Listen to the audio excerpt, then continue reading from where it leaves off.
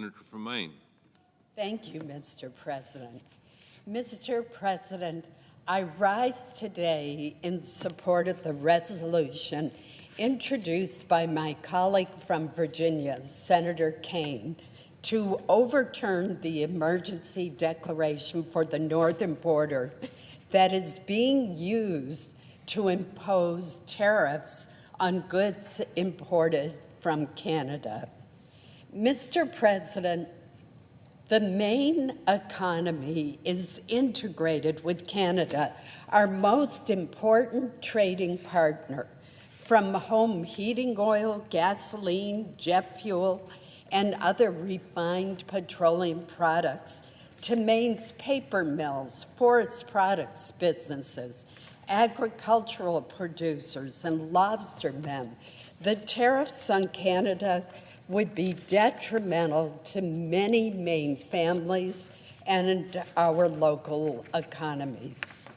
Mr. President, of course, I share the President's goal of stemming the tide of dangerous fentanyl that flows into the United States. I commend him for taking far stronger actions to halt this dangerous and deadly flow than did the previous administration. I do not, however, agree with his invoking the powers of the International Emergency Economic Powers Act to impose tariffs on Canadian goods and products. The fact is, the vast majority of fentanyl in America comes from the southern border.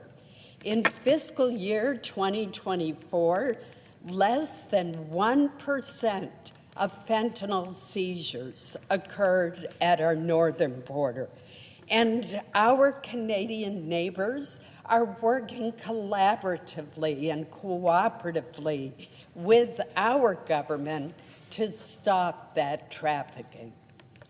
Mr. President, one of the best examples of the intertwined relationship between Maine's economy and Canada can be seen at the Twin Rivers paper mill in Madawaska, Maine, way in the north on the Canadian border.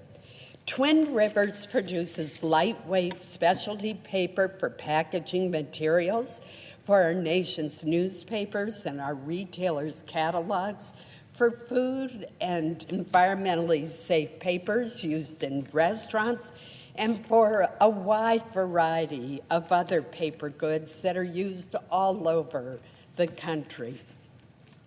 The raw pulp for this paper mill in Maine is piped across the St. John River from Edmundston, New Brunswick to Madawaska, Maine. There literally is a pipeline through which the pulp travels between these two sister mills. A tariff placed on this pulp would jeopardize the financial well-being of this vital paper mill, which employs more than 500 people in rural northern Maine.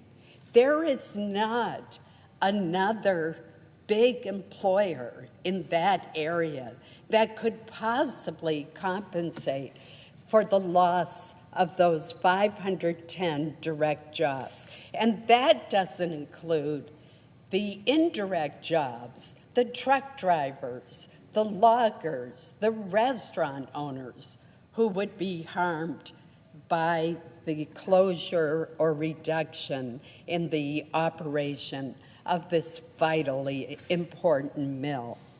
The tariff would not only devastate Twin Rivers, but also harm hundreds of Maine families. Another example of our integration with Canada is in energy. 95% of the heating oil that is used by most Mainers to heat their homes comes from refineries in Canada. Irving Oil, a Canadian-based company, has 150 gas stations in Maine and supplies 2/3 of the state's gas, diesel, and heating oil. This includes, Mr. President, 100% of the jet fuel that is used by the Air National Guard base in Bangor. Maine consumers, Maine businesses, and the U.S. Department of Defense, our own Department of Defense, would bear the cost of that Canadian energy tariff. Mr. President, Canadian tariffs would also harm many Maine farmers, lobstermen, and fishermen. According to the Maine Potato Board, 90% of the potash, which is the fertilizer used for growing potatoes, is imported from Canada. Fertilizer accounts for 11% of total input costs to grow our great Maine potatoes. Tariffs on imports like fertilizer will only hurt Maine potato growers. And Mr. President, I grew up in Aroostook County. I know these potato growers. I picked potatoes as a school child when I was growing up. Just recently, a farmer from Mars Hill, Maine, told me that just the threat of tariffs is causing a price increase on seed and equipment. This farmer supplies potatoes to a Canadian company with facilities on both sides of the border. The different facilities have specialized equipment to process potatoes for different uses. Hash browns in one plant, curly fries in another. A tariff on potatoes as they cross back and forth between Maine and Canada would cause terrible harm to this and other growers. Other products are processed back and forth across the border as well. For example, many Maine blueberries are processed in Prince Edward Island. Maine also sends between $200 million and $400 million worth of lobster to Canada each year for processing. There are 240 lobster processing plants in Canada, but only 15 in the United States. I share the President's goal of getting more of that manufacturing done in the state of Maine, done in the United States. But the fact is that if we impose these tariffs on Canadian processing, it's going to be our Maine lobstermen who will bear the cost. It's going to be consumers who bear the cost. I'd like to make mention of another industry that would be affected as well, and that is the aquaculture industry. In Washington County in far eastern Maine, Cook Aquaculture is one of the largest employers with more than 200 direct jobs throughout the state.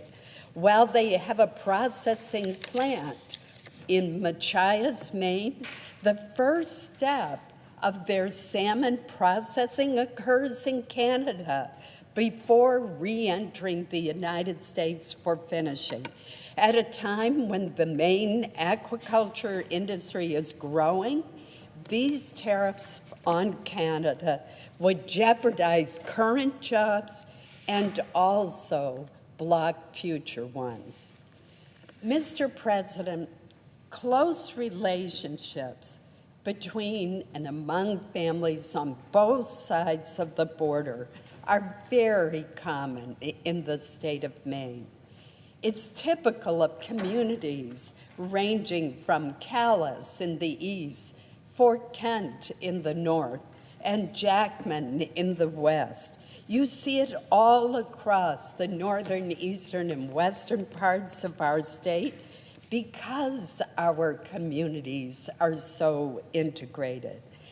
It is not surprising to me that I had a conversation with members of the tourism industry in Maine just this morning who told me that they're seeing cancellations by Canadian tourists who have come for years to vacation in Maine. Old Orchard Beach, for example, is known for the number of Canadian tourists. We don't want to discourage these Canadian tourists who are so vital to Maine's economy from vacationing in Maine because they are so angry at what has happened. Maine families benefit from more than $900 billion in goods and services that are exchanged between our two countries every year. It is crucial that we remain a dependent and vibrant global trading partner, particularly with Canada.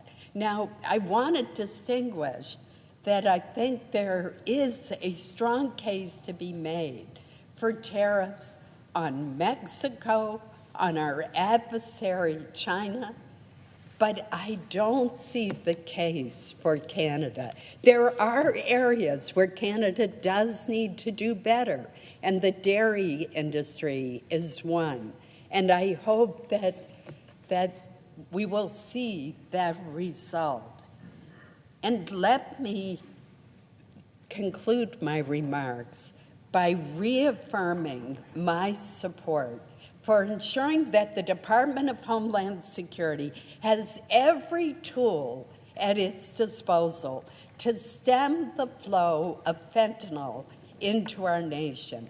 But unlike Mexico and China, Canada is not complicit in this crisis, and we should continue working with our Canadian allies to secure the northern border, not unfairly penalize them. Our consumers, our manufacturers, our lobstermen, our blueberry growers, our potato farmers will pay the price. Mr. President, the price hikes that will happen for Maine families, every time they go to the grocery store, they fill their gas tank, they fill their heating oil tank. If these tariffs go into effect, will be so harmful. And as price hikes always do, they will hurt those the most who can afford them the least. Therefore, I will support this resolution, and I urge my colleagues to do so likewise. Thank you, Mr. President.